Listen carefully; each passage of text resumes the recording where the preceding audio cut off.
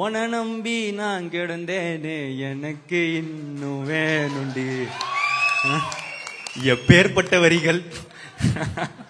ஆனா சில பேர் உண்மையா வந்து இல்ல சார் நான் கொஞ்சம் பெரிய ஹீரோட நடிக்க விரும்புறேன் அப்படின்னு சொன்னவங்களுக்கெல்லாம் தேங்க்ஸ். உழைச்சா வாழ்க்கை நல்லா மாறும்ன்றதுக்கு விஜய் சித்து ஒரு எக்ஸாம்பிள்.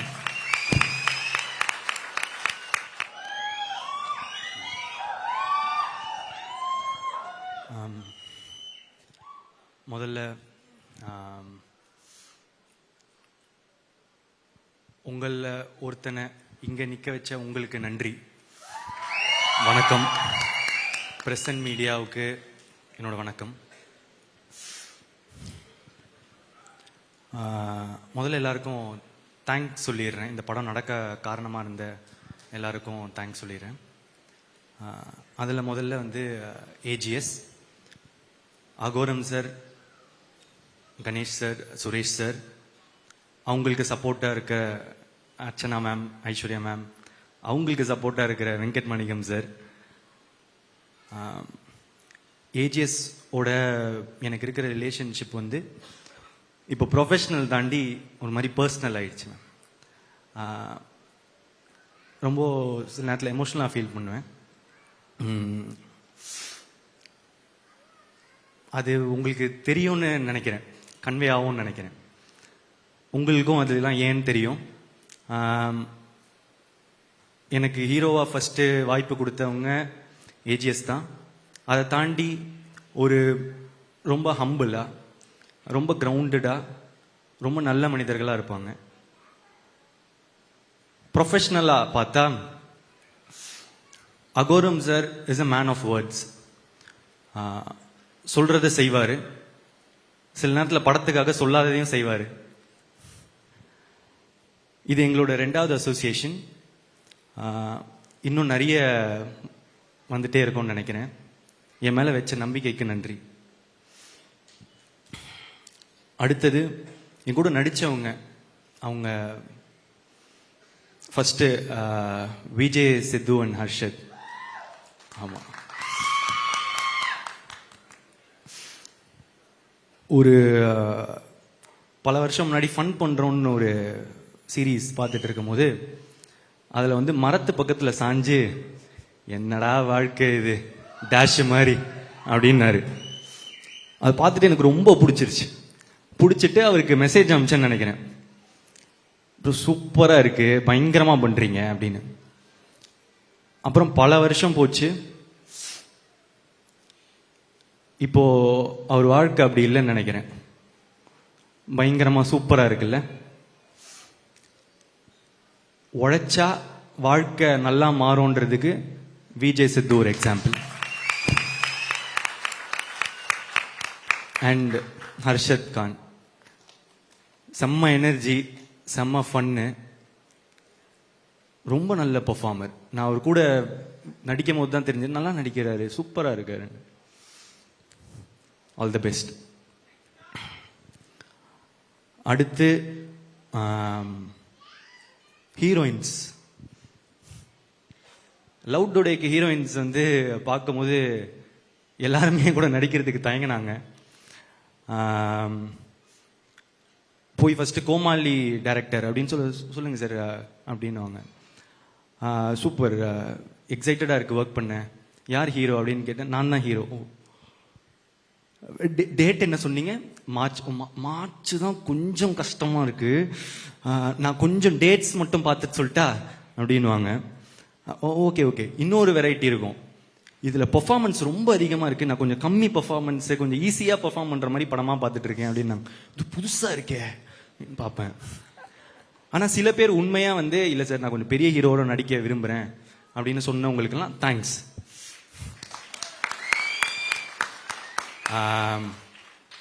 அப்படி இருந்த எனக்கு இந்த படத்துல அனுப்பமா தான் ஹீரோயின் வந்து டைரக்டர் சொல்றாரு. ஒன் ஆஃப் த ஹீரோயின் கையோட கோச்சுக்காதீங்க, ஃபர்ஸ்ட் வர அனுப்பமா ஹீரோயின் அப்படின்னு வந்து சொல்றாங்க. நம்ம வந்து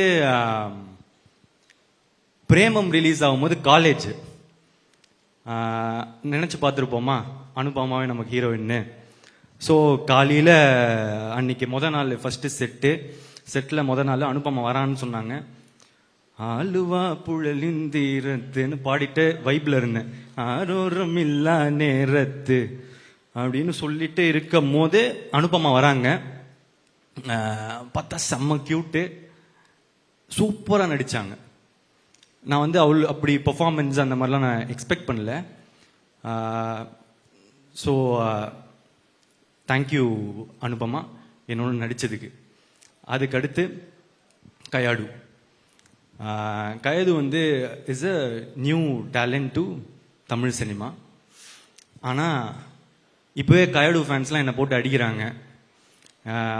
ஏன்டா பக்கத்தில் போற, கயாடு பக்கத்தில் போவாதரா அந்த மாதிரி சொல்லிட்டு அடிக்கிறாங்க. பசங்களெல்லாம் பிடிச்சிட்டாங்க கயாடு ஆல்ரெடி. ஸோ ஒரு படம் ரிலீஸ் ஆகிறதுக்கு முன்னாடியே வந்து ஃபேன்ஸ் வர்றது வந்து ரொம்ப கஷ்டம். கயாடுக்கு அவ்வளோ பெரிய ஃபேன்ஸு, ப்ளஸ் அவங்களுக்கு வந்து நல்லா நடிக்கிறாங்க, ரொம்ப ஹார்ட் ஒர்க்கிங், லைன்ஸ்லாம் அவ்வளோ ப்ராக்டிஸ் பண்ணிட்டு வந்து டெடிக்கேட்டடாக ரொம்ப நல்லா இருந்துச்சு பார்க்க. அதை தாண்டி இப்போ ஒரு நல்ல ஃப்ரெண்டு. அகெயின் தேங்க்யூ கயாடு என் கூட நடித்ததுக்கு. அடுத்து மிஷ்கின் சார். இல்லை மிஷ்கின் சார் வந்து எனக்கு ஒரு டெய்லி வந்து ஒரு கிஃப்ட் தருவார். டெய்லியும் ஏதாவது ஒரு கிஃப்ட் வரும். எனக்கு மட்டும் இல்லை, ஆக்சுவலாக எல்லாருக்குமே தருவார். என்னோட மேக்கப் ஆர்டிஸ்ட்டுக்கு வந்து ஒரு பர்த்டே கையை பார்த்தாரு, கையில் எதுவுமே இல்லை, கொஞ்சம் மேலே பார்த்தாரு, வாட்ச் இருந்துச்சு, கைட்டி கொடுத்துட்டாரு. அவ்வளோ நல்ல மனுஷன். ஆக்சுவலாக அவர் பேசுறது ஒருத்தருக்கு ஒரு மாதிரி இருக்கும். நான்லாம் ரொம்ப என்ஜாய் பண்ணுவேன். ஸோ அவருக்கு நான் என்ன சொல்லிக்க விரும்புகிறேன்னா, சார் நீங்கள் இருக்கிறதுலே கொடுத்த பெஸ்ட் கிஃப்ட்டு நீங்கள் தான்.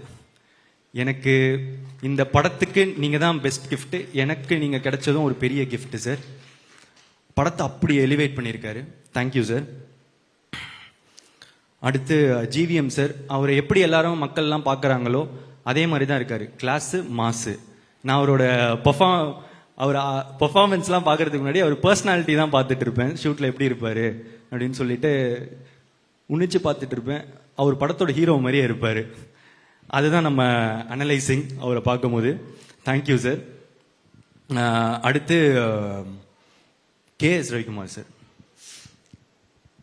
KS ரவிக்குமார் சார் வந்து நான் கோமாளியில் பார்க்கும்போது எனக்கு ரொம்ப பயமாக இருக்கும். ஏன்னா அவருக்கு தான் எல்லாமே தெரியுமே, நம்ம சொல்லி என்ன அப்படின்னு சொல்லிட்டு கொஞ்சம் பயமாக இருக்கும். ஆனால் அவர் ரொம்ப ஸ்வீட்டாக நடந்துக்க ஆரம்பித்தார். அந்த பயம் வந்து மரியாதையாக மாறிச்சு. ஆனால் இப்போ அவருக்கு தெரியாது. எனக்கு ஆக்சுவலாக அவரை பார்க்கும்போது ரொம்ப பாசமாக இருக்கும், எமோஷ்னலாக ஃபீல் ஆவேன். ஏன்னா அவர் கண்ணை பார்க்கும்போது எனக்கு அவர் தெரியும், அவர் எனக்காக நல்லது மட்டுமே நினைக்கிறாரு அப்படின்னு எனக்கு தெரிஞ்சது. எனக்கு ஒரு அப்பா மாதிரி அப்படின்னு சொல்லலாம். ஸோ KS ரவிக்குமாருக்கு சாருக்கு தேங்க்ஸ். அடுத்து ஜார்ஜ் மரியம் சார். அவர் மனுஷன் உண்மையிலே வந்து இன்னசென்ட் தாங்க. ஸ்க்ரீனில் பார்க்குறத மாதிரியே தான் அவர் உண்மையிலே இன்னசென்ட்டு.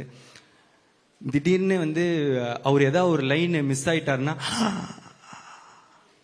அப்படின்னு ஃப்ரீஸ் ஆயிடுவார். இது வந்து அவரு பெர்ஃபார்ம் பண்ணும் போதுன்னு இல்லை, நான் பெர்ஃபார்ம் பண்ணும் போது கூட அவரு லைன் ஏதாவது மிஸ் பண்ணிட்டாருன்னா ஃப்ரீஸ் ஆயிடுவார். ஏன்னா ஐயோ அவங்க பெர்ஃபார்மன்ஸை வந்து நம்ம ஸ்பாயில் பண்ணிட்டோமே அப்படின்னு சொல்லிட்டு அடிக்கடி ஒரு இதில் வந்து அழுகுற மாதிரி இருக்கும். நான் அழுதுட்டு இருப்பேன். அதில் வந்து அவருக்கு ஒரு 4 லைன் இருக்கும். அதில் அப்பப்போ அந்த 4 லைனில் வந்து அப்படின்னு சொல்லிட்டு ஃப்ரீஸ் ஆகிட்டே இருந்தார். சார் பரவாயில்ல சார், நோ ப்ராப்ளம் சொல்லிட்டா. இல்லை ஆனால் அவருக்கு அவ்வளோ கஷ்டமாக இருக்கும் அது. ஸோ உண்மையிலே ரொம்ப இன்னசென்ட். அவர் கூட ஒர்க் பண்ணது ரொம்ப நல்லா இருந்துச்சு. அதுக்கப்புறம் இந்துமணி மேம் என்னோட அம்மாவை நடிச்சிருக்காங்க, ரொம்ப நேச்சுரலாக நடிச்சிருக்காங்க. தேங்க்யூ. அதுக்கப்புறம் நிறைய கெஸ்ட் அப்பியரன்ஸ் இருக்கு. நான் ஷூட்டிங் ஸ்பாட்டில் ரசிச்சுட்டே இருந்த ஸ்னேகா மேம், அதுக்கப்புறம் கோபிகா, அதுக்கப்புறம் வந்து அன்வேஷி ஜெயின். ஏதாவது சில பேரை விட்டுருந்தேன்னா மன்னிச்சிடுங்க, முடிஞ்ச அளவுக்கு ஞாபகம் வச்சுக்கணும்னு தான் பார்க்குறேன். நிறைய பேர், ஃபேட்மேன், ஜோ, இவங்க எல்லாருமே வந்து நடிச்சிருந்தாங்க. தேங்க்யூ. அடுத்தது டெக்னீஷியன்ஸில் வந்து நிக்கத்தோட ஒர்க் பண்ணணும்னு நான் ரொம்ப நாளாக ஆசைப்பட்டுட்டு இருந்தேன். லைக் லவ் டுடே அந்த டைம்லேருந்தே வந்து கால் பண்ணிட்டு இருந்தேன். ரொம்ப பிஸியாக இருந்தார், அந்த உண்மைதானே. ஸோ வந்து பிஸியாக இருந்தார், ஒர்க் பண்ண முடியல, மிஸ் ஆகிட்டே இருந்துச்சு. ஆனால் இப்போ 2 படம் ஒர்க் பண்ணுறோம் தொடர்ந்து. ரொம்ப சந்தோஷமாக இருக்குது. நான் அவர்கிட்ட எப்பவுமே சொல்கிறது, ப்ரோ நீங்கள் ஒரு ஜென்டில் மேன் அப்படின்னு சொல்லுவேன். எல்லாரும் அவர் கத்துறது எல்லாம் பார்க்குறாங்க, ஆனால் நான் அவர்கிட்ட பார்க்குறது வந்து அவர் ஏதாவது தப்பாக இருந்தால் தான் கத்துறாரு. அவருக்கு எல்லாமே கரெக்டாக இருக்கணும், அவ்வளோதான். ரொம்ப ப்ரொஃபஷ்னலாக, ரொம்ப கரெக்டாக. நான் அவர்கிட்ட நிறைய கற்றுக்கிட்டேன், எப்படி பிஹேவ் பண்ணலாம். சிலதெல்லாம் வந்து காலையில் வரும்போது விஷ் பண்ணுறதுலேருந்து, சரி இந்த மாதிரி நிற்கிறது மாதிரி நம்மளும் வந்து பண்ணுவோம், அந்த மாதிரி சொல்லிட்டு நான் இப்போ அதை ஃபாலோ பண்ணுறேன். நல்லது நான் கற்றுக்க வேண்டியது தானே. ஸோ அதுக்கடுத்து பிரதீப் ராகவ் என்னோட editor,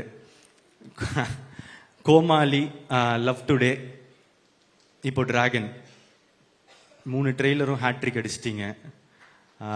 extraordinary, thank you so much.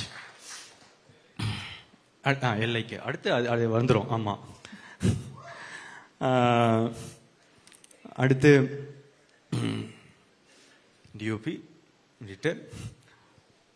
ஆமாம், லியான் ஜேம்ஸ். நான் வந்து இப்போ மியூசிக் ட்ரெய்லரோ இல்லை நான் பார்க்குற ஃபுட்டேஜோ அதெல்லாம் பார்க்கும்போது அவர் ஒரு மாதிரி நெக்ஸ்ட் லீக் போயிட்டாருன்னு எனக்கு தோணிடுச்சு. அந்த மியூசிக்கோட சவுண்டிங்லேருந்து இதுலேருந்து எல்லாமே பயங்கரமாக இருக்குது.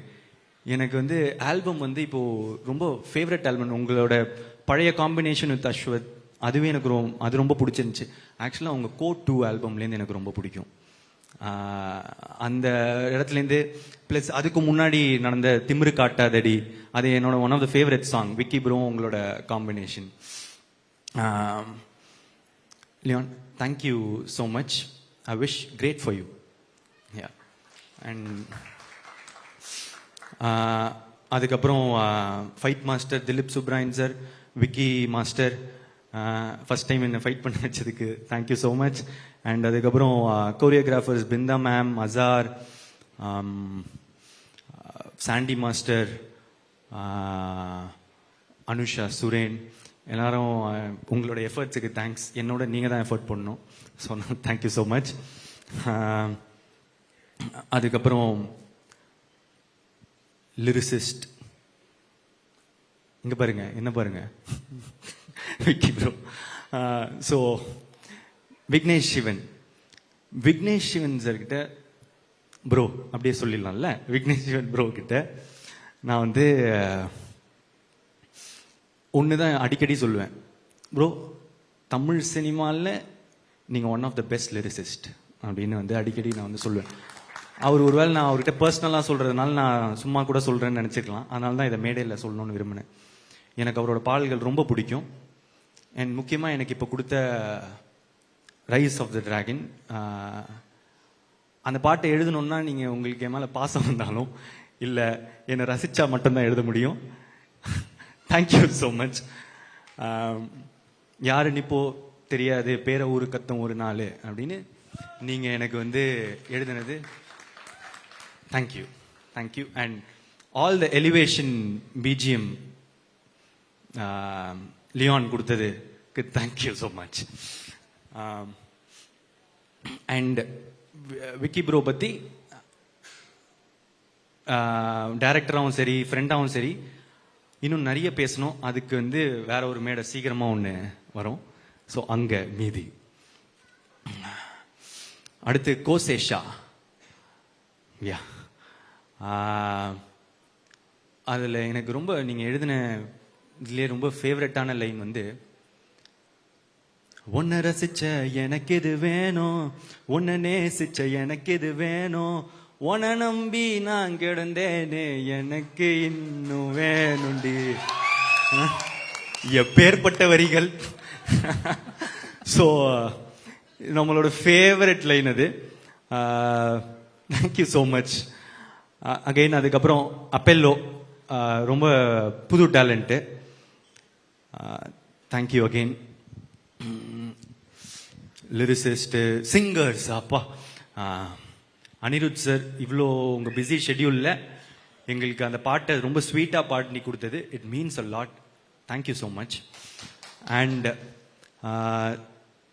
சிட் ஸ்ரீராம் சார், எனக்கு வந்து என்னை விட்டு உயிர் போனாலும் கொடுத்தீங்க. டைரக்டருக்கு வந்து கதைப்போமா கொடுத்தீங்க. இப்போ எங்களுக்கு வந்து வழித்துணையை கொடுத்துருக்கீங்க. தேங்க்யூ. அதே பாட்டில் சஞ்சனா பாடியிருக்காங்க, ரொம்ப நல்லா பாடியிருக்காங்க. தேங்க்யூ. அப்புறம் இந்த ஒரு பாட்டு இன்னும் ரிலீஸ் ஆகலை. டைரக்டர் வந்து என்கிட்ட வந்து ஒரு டிவைனான வாய்ஸ் இருந்தால் நல்லாயிருக்கும் அப்படின்னு சொன்னார். யுவன் சார் விட்டா வேற யாருங்க? ஸோ வந்து யுவன் சார் எங்களுக்காக ஒரு பாட்டு பாடியிருக்காரு. தேங்க்யூ. அதுக்கப்புறம் வேற என்ன பாட்டு?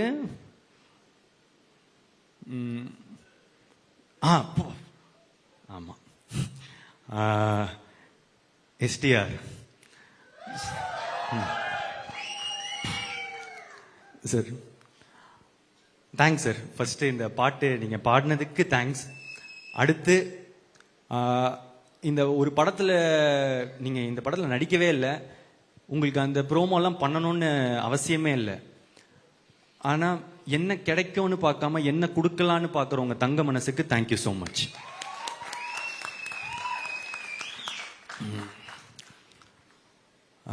எப்பவுமே எனக்கு ஒரு சப்போர்ட்டா இருந்திருக்காரு. எனக்கு யூஸ்வலாக நிறைய பேர் கால் பண்ணி விஷ் பண்ணுறது தொடர்ந்து அதெல்லாம் இல்லை. எனக்காக எப்பவுமே சப்போர்ட் பண்ணி எனக்காக விஷ் பண்ணிட்டு இருக்காரு. Thank you sir.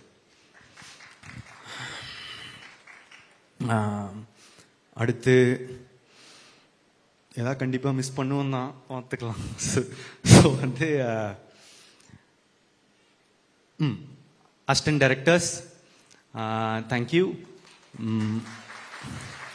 அதுக்கப்புறம்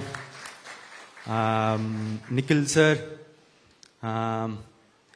மாலி சார், டிஸ்ட்ரிபியூட்டர்ஸ், தியேட்டர் ஓனர்ஸ், ட்ரெய்லர்லாம் பார்த்துட்ட பிறகு சூப்பராக மீம் போட்ட மீம் கிரியேட்டர்ஸ், இன்ஃப்ளூயன்சர்ஸ், எல்லாருக்கும் தேங்க்ஸ். பிரசன்ட் மீடியாவுக்கு தேங்க்ஸ்.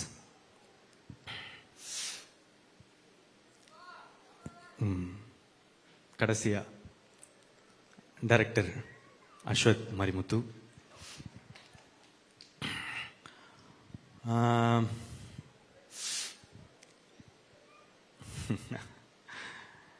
பத்து வருஷம் ஒரு மாதிரி நட்பா நிறைய ஓடுது.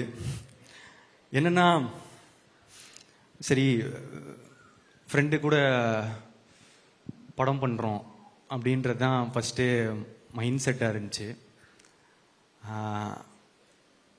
ஆனால் எனக்கு ஒரு ஃப்ரெண்டாக தெரியும், ஒரு ரைட்டராக தெரியும், ஆனால் டைரக்டராக தெரியாது எப்படி ஒர்க் பண்ணுவாருலாம். அவர் எப்படிப்பட்ட ஒரு டைரக்டர்னு நான் உங்களுக்கு சொல்கிறேன். டப்பிங்கில் வந்து நான் போய் உட்காடுறேன். முதல் டைலாக் என்னன்னா, நான் டை கட்டும் போது அப்படின்னு சொல்லிட்டு இப்படி ஏற்றி கட்டணும், இவ்வளோதான். இவ்வளோதான். இப்போ இந்த ஊக்கு வந்து பிரதீப் அந்த ஊல ஒரு கான்ஃபிடன்ஸ் இல்லை அப்படின்னாரு. கான்ஃபிடென்ட்டா ஊ சொல்லு. ஊல ஒரு கான்ஃபிடென்ஸா? ஓகே. அந்த இப்போ ஒரு ஊ சொன்னல அந்த மாதிரி இன்னும் கொஞ்சம் அதிகமா. பிரதீப் அவ்வளோ இல்லை, நீ ஊ சொல்லும் போது வெளியே இருக்கிறவங்களுக்கா கேட்கணும், உனக்கு நீயே ஒன்று அப்படி பண்ணிக்கிறது தானே. சரி சரி சார், இது சொன்னா கேட்கவே கேட்காது. ஓகே பிரதீப், இப்போ என்ன பண்ற, மூச்சு விட்டுட்டே அந்த ஊவை சொல்லு. ப்ளோ வருதுடா. ஓகே. கிராக் ஆயிடுச்சு. பேஸா சொல்லு. ஓகே. ஊவை கான்ஃபிடென்ட்டாக சொல்லணும், பேஸோட சொல்லணும், கிராக் ஆகக்கூடாது, மூச்சு வரக்கூடாது, மூச்சு விடணும், சத்தமாகவும் இருக்கக்கூடாது, சத்தம் இல்லாமல் இருக்க முடியாது, ஒரு மாதிரி கேட்குற மாதிரி இருக்கணும். இல்லை இல்லை இல்லை அப்படின்னு போய்கிட்டே இருந்துச்சு. ஓய்யோ செத்தேன்டா இன்னைக்கு அப்படின்ற மாதிரி தான் அவ்வளோதான் முடிஞ்சு இந்த டப்பிங்கு அப்படின்னு மனசில் நினச்சிக்கிட்டேன். இப்போ என்னென்னா சார் ப்ரோ என்ன பண்ணுங்க, அந்த வீடியோவை கட் பண்ணுறீங்க, நான் பாட்டுக்கு ஊவா தரேன், நீங்கள் எந்த கரெக்டாக இருக்குன்னு நீங்கள் வச்சுக்கோங்க அப்படின்னு சொல்லிட்டு சொல்லிட்டு நான் பாட்டுக்கு கொடுக்க ஆரம்பிச்சிட்டேன். இதில் அப்பவும் சாட்டிஸ்ஃபேக்ஷன் இல்லை, என்ன பண்ணுறது தெரியல. அதுக்கப்புறம் ப்ரோ நீங்கள் ஒரு தப்பா எடுத்துக்கலாம், ஒன்று செய்யலாமா, ஊவோட வாய்ஸ் யாருக்கும் தெரியாது, நீங்கள் வந்து அந்த மட்டும் கொடுத்துட்டீங்கன்னா ஆடியன்ஸ்க்கு தெரியாது, விட்டுறலாம். அது எப்படிரா இவ்வளோ ஊழியே நான் இவ்வளோ பர்ஃபெக்ஷன் பார்க்குறேன், என் வாய்ஸ் வந்தால் தப்பாக இருக்காது அப்படின்னாரு.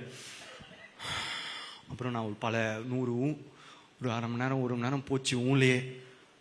ஒரு இப்போ கூட சாட்டிஸ்ஃபேக்ஷன் இல்லை, ஏதோ கிடைச்சது வந்துருச்சுன்னு சொல்லி விட்டுட்டாரு. ஸோ அப்படி பார்த்த ஒருத்தருக்கு சரி இப்படி பண்றாரு அப்படின்னு யோசிக்கும் போது சரி நான் ஏன் பண்ணேன் அப்படின்னு கேட்டா, ஏன்னா நம்புனேன் நல்லதா தான் பண்ணுவார், எனக்கு ஃப்ரெண்ட் இல்லை. ஏன்னா ஒரு ஃப்ரெண்டு சில நேரத்தில் வந்து அன்பா சொல்லுவான், சில நேரத்தில் அடிச்சு சொல்லுவான், ஆனா நமக்காக நல்லது மட்டும்தான் சொல்லுவான். அது வந்து நான் எனக்காக எப்பவுமே நல்லது மட்டும் நினைக்கிற அஸ்வத், எனக்கு அஸ்வத் ப்ரோ, நான் எப்பவுமே அவர் ப்ரோன்னு கூட சொல்றாரு என்ன, ஏன்னா அண்ணன்னு கூப்பிட்டா கொஞ்சம் வயசு அதிகமாக இருக்கும்டா, அந்த மாதிரிலாம் பொண்ணுங்க முன்னாடி கூப்பிடாத அப்படின்றாரு. சரி அதனால ப்ரோன்னு சொல்றாரு. ஆனால் எனக்கு வந்து உண்மையிலே என் மனசுலேருந்து நான் என்றைக்குமே ஒரு அண்ணாவை தான் பார்க்குறேன். தேங்க்ஸ்ண்ணா.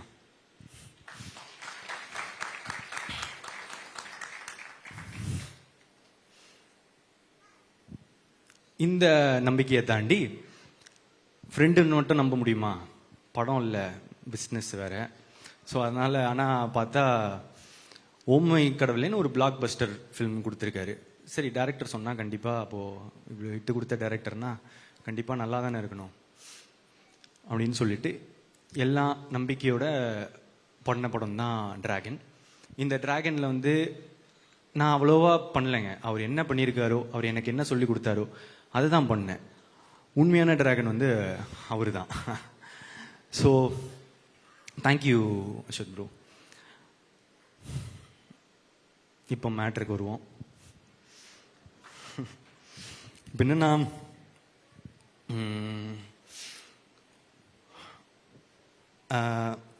இந்த ட்ரெய்லர் பார்த்துருப்பீங்க.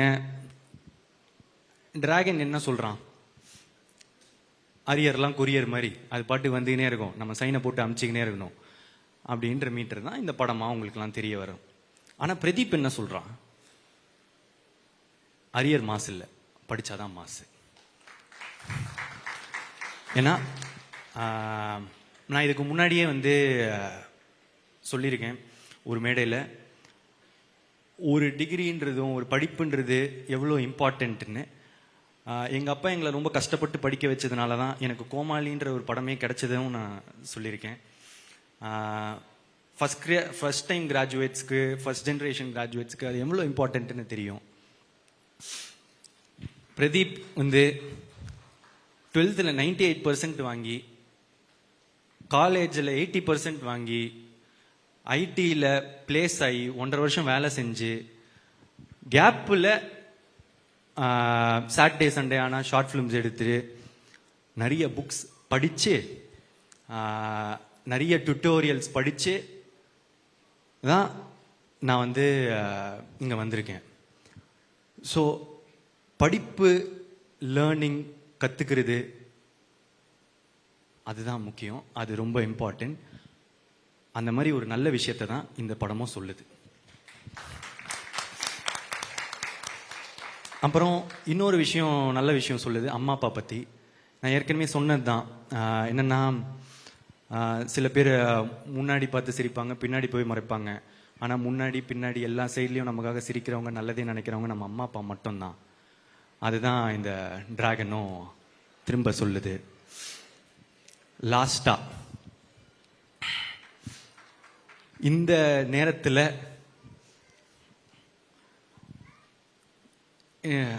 சில பேர் வந்து என்ன நம்மளை வந்து அடிக்கவும் செய்கிறாங்க.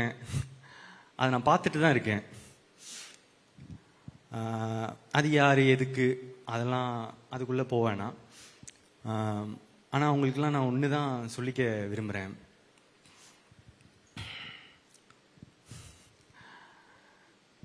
ஒரு செடி வளரும்போது சில பேர் வந்து அதோட இலையை பிச்சு போட்டு போவாங்க, காம்பை உடச்சி போட்டு போவாங்க, சில பேர் மிதிச்சுட்டு போவாங்க.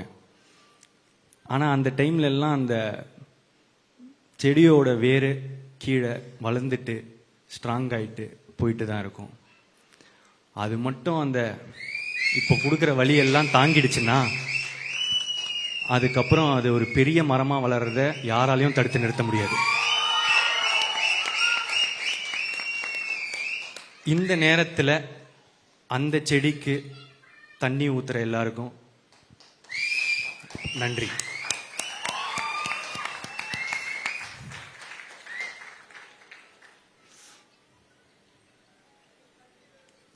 நல்லதே நடக்கும். தேங்க்யூ.